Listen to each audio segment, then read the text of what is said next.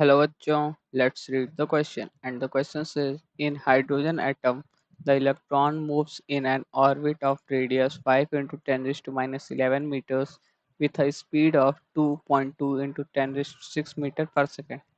Find the equivalent current electronic charge 1.6 into 10 raised to minus 19 coulombs.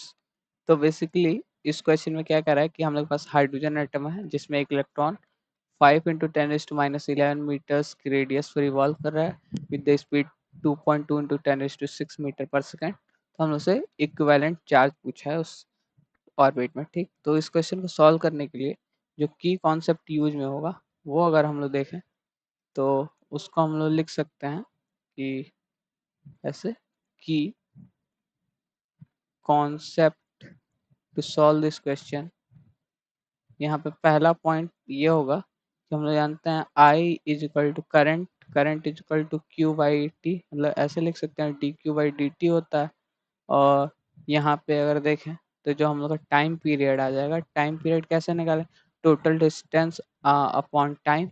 Total distance कितना, circular orbit में है तो 2 into pi into R upon जितनी speed से चल रहा है वेलोसिटी v से हो जाएगा। ठीक, अब यहाँ पे चार्ज जानते हैं, चार्ज कितना हो जाएगा, एक इलेक्ट्रॉन है तो इनटू चार्ज हो जाएगा। ठीक, तो इस क्वेश्चन को अगर सॉल्व करें हम लोग तो देखेंगे तो यहाँ से हम लोग के पास करंट I इक्वल टू क्या आ जाएगा, डी क्यू, मतलब टोटल चार्ज कितना आ रहा है हम लोग के पास, तो वो आ जाएगा हम लोग के पास 1.6 इंटू 10 - 19।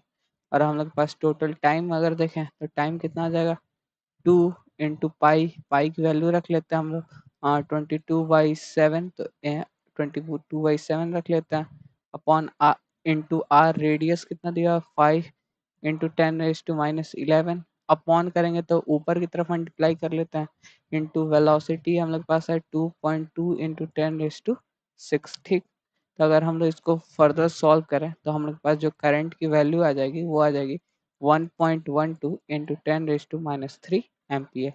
और हम लोग से क्वेश्चन में यही पूछा था तो हम लोगों ने क्वेश्चन सॉल्व कर लिया। So the final answer is equivalent current is 1.12 into 10⁻³ ampere. Hope you understand it well. All the best. Thank you.